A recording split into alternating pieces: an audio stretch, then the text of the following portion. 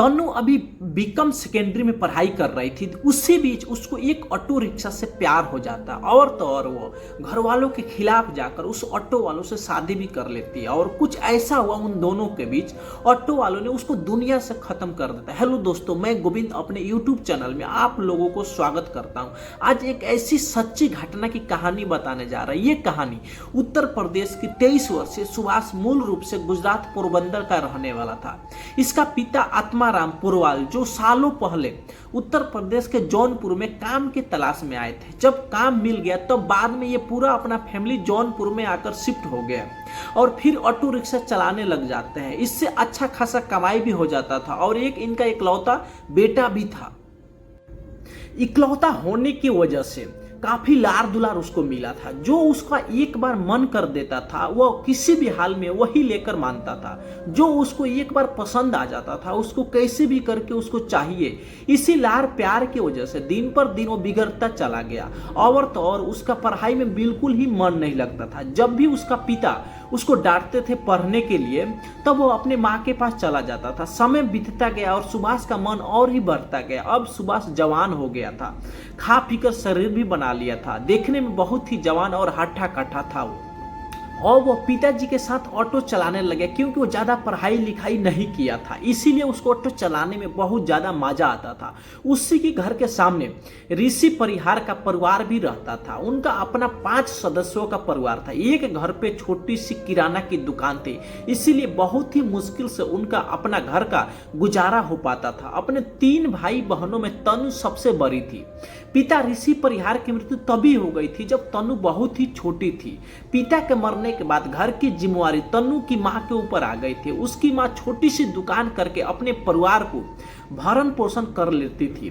तनु का छोटा भाई 7वीं और 12 भाई 9वीं क्लास में और तनु बीकॉम की सेकेंडरी में पढ़ाई कर रही थी।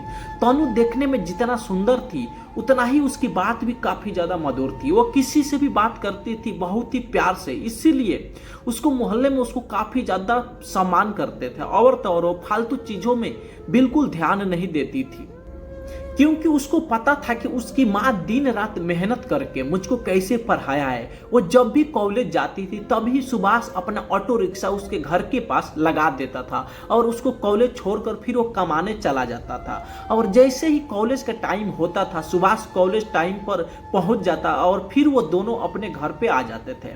ऐसा ही सिलसिला बहुत दिनों तक चलता रहता है। पहले तो तनु बिल्कुल ही बात नहीं करती थी, लेकिन धीरे धीरे वो दोनों चीज आपस में बात करने लग जाते हैं। अब ये जब भी तनु तैयार होती थी उसी टाइम पे सुभाष भी तैयार हो जाता था और रास्ता भर दोनों बात करते जाते थे और बात करते आते थे। अब तो जब भी दोनों को मौका मिलता था दोनों घूमने भी निकल जाते थे। धीरे धीरे सुभाष तनु से प्यार करने लग जाता है। तनु भी सुभाष को पसंद करती थी, उसको भी मन था सुभाष से बात करने के लिए, लेकिन जब भी चाहती थी सुभाष से बात करने के लिए उसकी चेहरा के सामने उसकी माँ आ जाती थी। इसीलिए वो चाहकर भी तनु सुभाष से कुछ नहीं बोल सकती थी। एक दिन की बात है, सुभाष ही कैसे भी करके हिम्मत जुटाया और तनु को अपने दिल के बारे में बता देता है। तनु भी मुस्कुरा देती है और तनु भी अपनी दिल की बात सुभाष से बता देती है। अब ये दोनों बहुत ही हंसी मजाक करते रहते थे। जब ये भी तनु कॉलेज जाती थी तब ये दोनों आपस में बात करते थे हम दोनों शादी करने के बाद बच्चों को अच्छा संस्कार दिया जाएगा और अच्छी स्कूल में पढ़ाया जाएगा। अब ये जल्दी ही दोनों शादी भी कर लेते हैं मंदिर में जाकर। लेकिन सुभाष ने बताया था अपने घर वालों को, लेकिन तनु को हिम्मत नहीं हो रहा था अपनी माँ को बताने के लिए। तनु बहुत ही माँ को सम्मान और इज्जत देती थी। ये दोनों घर से बाहर पति और पत्नी की तरह रहते थे, लेकिन घर पर आने के बाद बिल्कुल ही सम्मान की तरह हो जाते थे। एक दिन की बात है, तन्नू की माँ अपनी बेटी के लिए लड़का देखती है और वो अपनी बेटी को भी दिखा देती है। तन्नू को तो कुछ में समझ में नहीं आ रहा था कि वो क्या करे और क्या नहीं करे। तन्नू को लड़का पसंद कर लेता और तन्नू अंदर ही अंदर टूट रही थी, लेकिन फिर भी वो अपनी माँ की खुशी के लिए कुछ नहीं बोलती है और वो शादी करने के लिए तैयार हो जाती है। तन्नू ने भावनाओं में बहकर सुभाष से तो शादी तो कर लिया, लेकिन जब साथ रहने की बात आई तो उसकी भावनाओं पर माँ की ममता भारी पड़ी।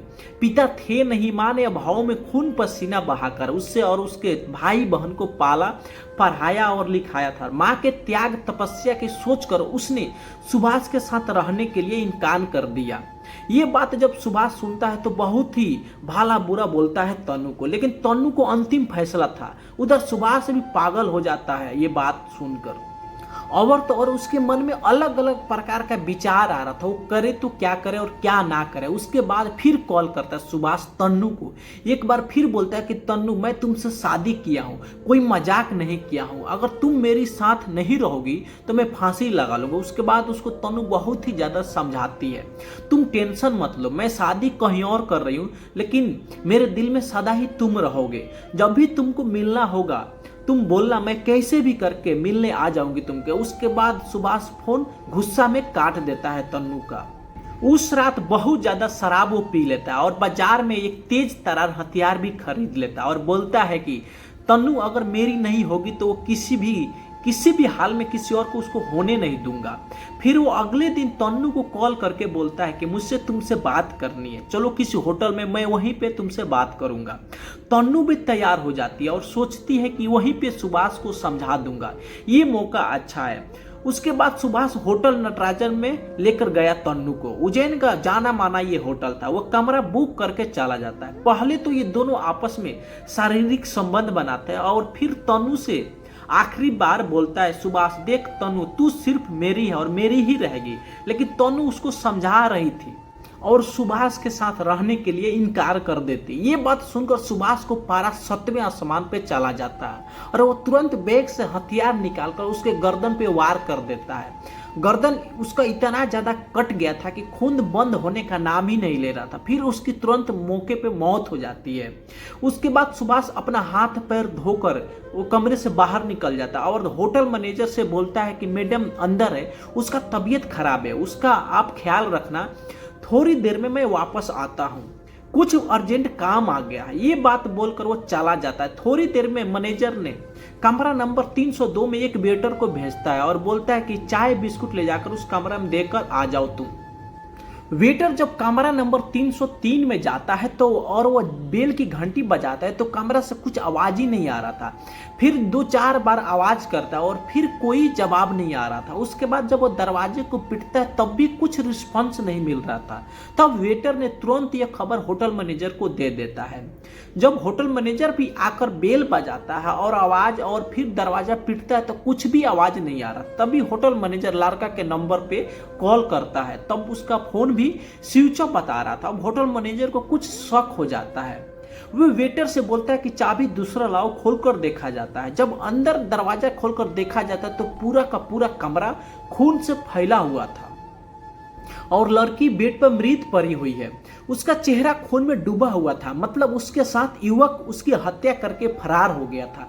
नटराजन होटल उज्जैन का जाना माना होटल था। नटराजन होटल में ऐसी घटना पहली बार हुआ था, इसीलिए होटल के सभी कर्मचारी परेशान हो गए थे। खबर पूरे होटल में फैल गई थी। सभी कोई कमरा नंबर 303 की तरफ ही जा रहा था। देखते ही देखते कमरा नंबर 3 के पास बहुत ही ज्यादा जाम लग गया। तुरंत होटल मैनेजर ने पुलिस को इन्फॉर्म किया और अपने मालिक को भी सूचना दिया। मालिक भी मौके पर पहुंच गया और थाना भी प्रभारी भी मौके पर पहुंच जाता है। कमरा नंबर 303 होटल के तीसरी मंजिल पर था। थाना प्रभारी ओपी अहिर ने देखा कि जिस युवती का शव बेड पे खून से सरोवर पड़ा था उसकी उम्र 20 से 22 साल के आसपास थी।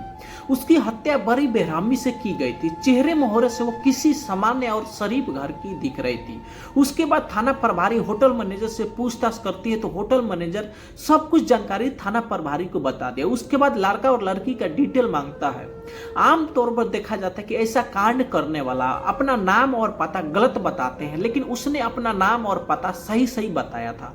तुरंत पुलिस तन्नू और सुभाष के घर वालों को बुला लेती है। जब तन्नू की मां अपनी बेटी को देखती है तो होटल में ही वो चिल्लाकर रोने लग जाती है।